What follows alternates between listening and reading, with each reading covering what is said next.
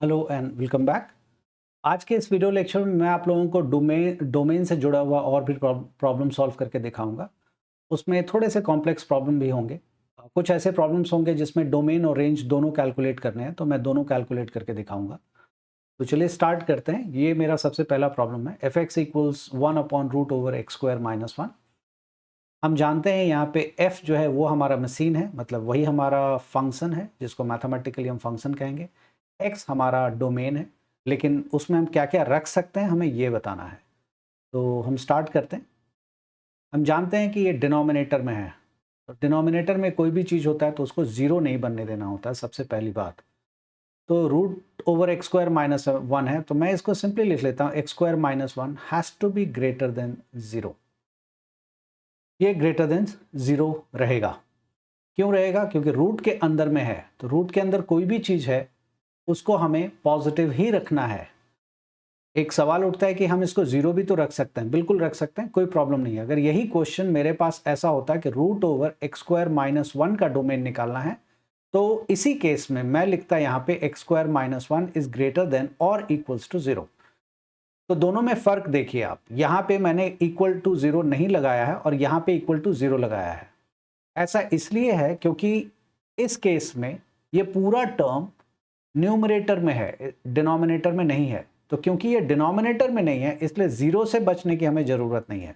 Root के अंदर zero हो सकता है, कोई प्रॉब्लम नहीं है, लेकिन यही रूट के अंदर ज़ीरो नहीं होगा क्योंकि ये डिनोमिनेटर में है। √0 इज़ 0, 1/0 इज़ अनडिफाइंड। इसीलिए हमने यहाँ पे इक्वल टू 0 का कंडीशन हटा दिया है। अक्सर आप ये देखेंगे कि डिनोमिनेटर में है तो 0 हटा दिया जाता है, तो उसके पीछे यही वजह है कि अगर डिनोमिनेटर में 0 है, अगर रखेंगे आप तो अनडिफाइंड हो जाएगा, फंक्शन इनवैलिड हो जाएगा। तो अब हमें बताना है x² - 1 ग्रेटर देन 0 कब होगा। मैं रिपीटेडली ये बात बोलता हूँ आप कि इनइक्वालिटी आप सॉल्व करेंगे ज़्यादा अच्छा रहेगा। x - 1 into x+1 greater than 0। इसके बाद मैं आप लोगों को कुछ रिजल्ट भी दे दूंगा जिसका आप डायरेक्टली एप्लीकेशन कर सकते हैं।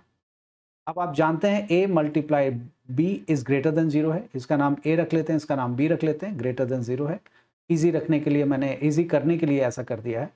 अब आप जानते हैं कि दो चीज़ों का प्रोडक्ट पॉजिटिव कब होता है, ग्रेटर देन 0 कब होता है। ऐसा तभी होगा जब दोनों पॉजिटिव हो, पॉजिटिव मल्टीप्लाइड बाय पॉजिटिव हो तो वो हमेशा पॉजिटिव होगा, या अगर दोनों नेगेटिव हो तो नेगेटिव मल्टीप्लाई बाय नेगेटिव तो भी वो पॉजिटिव होगा। तो ये दो सिचुएशन हमारे लिए तैयार होता है, तो हम दोनों को एक एक करके देखेंगे।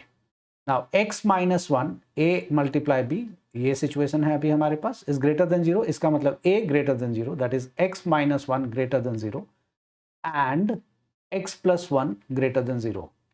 आपको ये भी पॉजिटिव होना पड़ेगा एंड ये भी पॉजिटिव होना पड़ेगा, इसलिए एंड वर्ड यूज हुआ है यहाँ पे।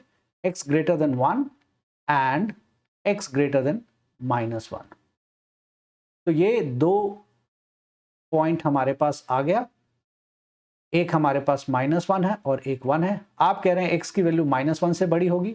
-1 से बड़ी हमेशा राइट साइड पे होती है, तो हम राइट साइड की तरफ लेके जाएंगे एरो, और इसको डार्क हम नहीं करेंगे क्योंकि हमें -1 इंक्लूड नहीं करना है। ये सब के बारे में मैंने अपने इनइक्वालिटी के वीडियोस में बता रखा है।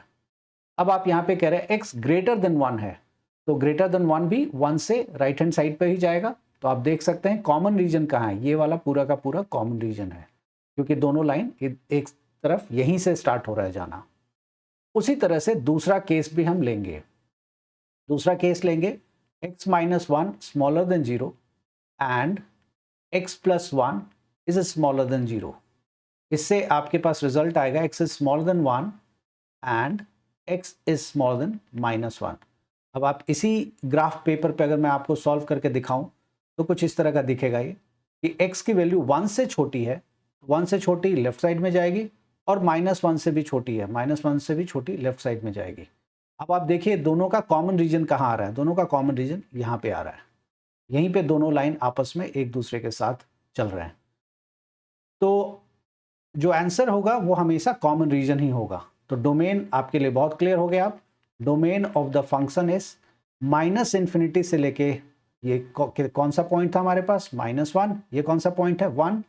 तो -इन्फिनिटी से -1 आप लिखेंगे -इन्फिनिटी, -1, -1 इंक्लूड नहीं करेंगे क्योंकि आप देखिए यहाँ सर्कल किया हुआ है, डार्क नहीं है, तो -1 इंक्लूड नहीं करेंगे।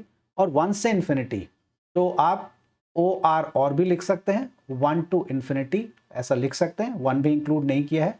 मैथमेटिकली ये दिखने में बस अच्छा नहीं लग सकता, बट समझने के पॉइंट ऑफ व्यू से कोई दिक्कत नहीं है, आंसर के पॉइंट ऑफ व्यू से कोई प्रॉब्लम नहीं है। टीचर मार्क्स देंगे या नहीं देंगे ये तो आपके स्कूल के टीचर या कॉलेज के टीचर ही बता सकते हैं। तो इसलिए हम लोग यूनियन का एप्लीकेशन करेंगे, 1 टू इन्फिनिटी। यूनियन का मतलब भी और ही होता है, इधर दिस और we can include any one of these, or I should be saying both. We cannot apply both at the same time, but definitely we can use any one of these or either of these. तो ये इसका domain हुआ, इस पूरे function का domain हमारे पास ये हमने निकाल लिया। तो ये हमारा पहला प्रॉब्लम था।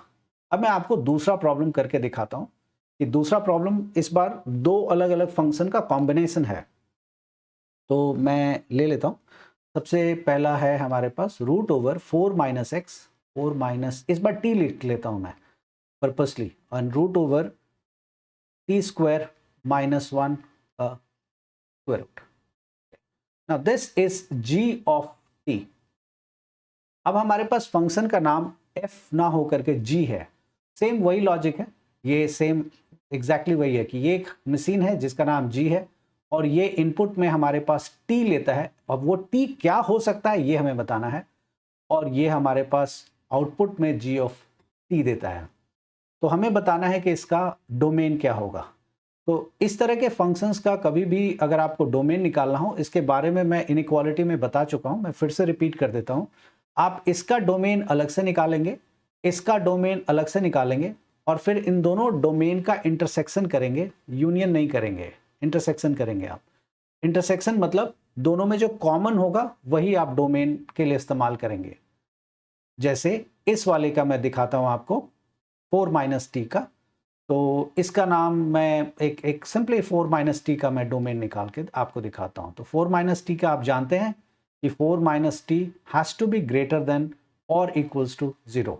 अभी देखिए, अभी इससे बिल्कुल पिछले वाले प्रॉब्लम में मैं इसी की बात कर रहा था। अभी यहाँ पे मैंने ये इक्वल टू का साइन रख दिया है।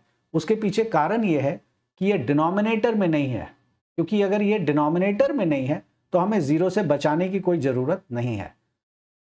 तो मैंने ये रख दिया है 4 - t जो है बड़ा होना चाहिए 0 से, वो इसलिए क्योंकि रूट के अंदर में है, और अगर रूट के अंदर में कोई भी चीज़ है तो 0 से बड़ा नहीं होगा, तो रूट के अंदर नेगेटिव होने से कॉम्प्लेक्स नंबर में कन्वर्ट हो जाएगा। वो हमें नहीं चाहिए। हम रियल वैल्यूड फंक्शन पढ़ रहे हैं जिसका डोमेन रियल होगा और रेंज भी रियल होगा।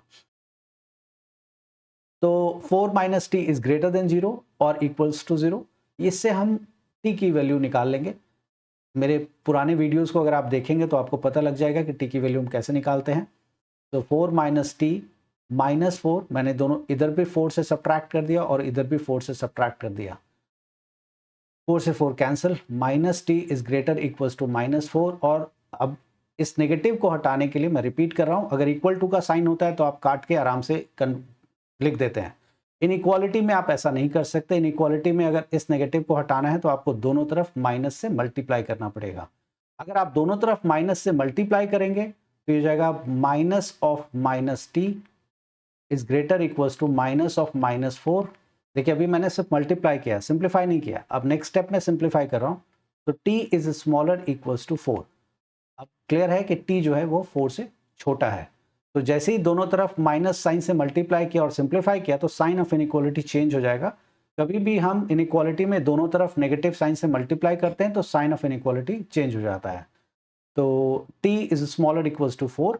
एंड इस वाले क्वेश्चन का भी शायद मैंने इसी का आंसर निकाला था। जस्ट मैं देख लेता हूँ क्या इसका आंसर है। x² -1 है, यहाँ पे x² सेम है, t² -1 है। तो इस पूरे का डोमेन अभी तुरंत मैंने निकाला है। इसका डोमेन अभी अगर आप देखेंगे ध्यान से तो -∞ से -1 and 1 to infinity, -∞ to -1 union 1 to infinity. इस पार्ट का डोमेन ये है और इस पार्ट का डोमेन हमारे पास ये है। अब हमें दोनों का इंटरसेक्शन, दोनों का कॉमन रीजन निकालना है। वो कैसे निकालेंगे, उसके लिए ग्राफ सबसे बेस्ट प्लेस है। ग्राफ पे अगर आप निकालेंगे तो सबसे अच्छा आपको समझ में आएगा। तो मैं ग्राफ पे आपको करके दिखा देता हूँ ये ऐसा कैसे हो गया। एनीवे इसको ठीक कर देता हूँ पहले। ओके, अब ठीक हो गया ये। अब मैं इसको ग्राफ पे आपको अलग पेन से मार्क करके दिखा देता हूँ सो दैट कि आपके लिए इजी हो कि कैसे हम लोग कॉमन रीजन निकालते हैं। तो नंबर लाइन मैंने बना लिया और नंबर लाइन बनाने के बाद मार्क कर ले रहा हूँ -1, 1, ये 0 वैसे ही कर लेते हैं और ये एक और पॉइंट है 4। अब हम रीजन निकालते हैं कि कौन सा रीजन हमारे लिए वैलिड होगा। तो देखिए पहले इस सेकेंड वाले के अकॉर्डिंगली -∞ से -1 मैं इसके लिए मार्कर ब्लू कर देता हूँ। तो -∞ से -1 ये वाला है ब्लू कलर, 1 से इन्फिनिटी ये वाला भी है हमारे पास, 1 to इन्फिनिटी तो ब्लू कलर। और नेक्स्ट वाले के लिए हमारे पास है स्मॉलर देन 4, 4 से छोटा, तो 4 से छोटा और 4 के बराबर इधर आएगा। तो इसको डार्क कर देते हैं। अब आपको देखना है कि इसी में कौन सा रीजन हमारा आंसर है। तो देखिए कहाँ कहाँ कॉमन है, ये सारा का सारा कॉमन है क्योंकि दोनों लाइन यहाँ पे आपस में दिख रहा है आपको एक साथ, तो ये कॉमन हो गया। तो आप लिखेंगे -∞, -1। -1 इंक्लूड करेंगे कि नहीं करेंगे? 4 वाला तो ले रहा है क्योंकि कह रहा है 4 से छोटा कुछ भी चलेगा, तो 4 से छोटा -1 है वो भी चलेगा, लेकिन -1 ये एक्सेप्ट नहीं करेगा क्योंकि ये कह रहा है कि -1 मुझे नहीं चाहिए, उससे छोटा कुछ भी चलेगा। तो आपको -1 एक्सेप्ट नहीं करना है, जो दोनों के लिए कॉमन है वही काम करना है। तो -1 एक्सेप्ट नहीं करेंगे, तो -∞ से -1, एक तो ये आंसर हो गया। दूसरा है ये वाला पार्ट नहीं ले सकते क्योंकि यहाँ पे सिर्फ ये वाला कंडीशन सेटिस्फाई होगा, ये और ये नहीं होगा, इसलिए हम ये वाला हिस्सा नहीं लेंगे। अब अगला हिस्सा पे आते हैं जहां कॉमन है, तो दोनों लाइन कॉमन यहां पे है, आप देख सकते हैं। तो हम क्या करेंगे, 1 से लेके 4 तक लेंगे, लेकिन 1 इंक्लूड करेंगे या नहीं करेंगे? ऑफ कोर्स नहीं करेंगे। 1, 4, 4 इंक्लूड करेंगे क्योंकि 4 इस वाले के लिए भी आएगा और इस वाले के लिए भी आएगा। 4 इंक्लूडेड है, 4 से छोटा है, और इसमें 4 1 से बड़ा कुछ भी चलेगा, तो 4 भी आता है, और इन दोनों का यूनियन, तो ये हमारा डोमेन ऑफ द फंक्शन है। सेम क्वेश्चन है इस बार, फर्क ये है कि इस बार दो अलग अलग क्वेश्चन का कॉम्बिनेशन है और इसका आपको डोमेन बताना है कि कैसे हम लोग कैलकुलेट करते हैं। तो उम्मीद है कि ये बात आपको समझ में आ गया होगा कि ऐसे प्रॉब्लम का हम लोग डोमेन कैसे कैलकुलेट करते हैं।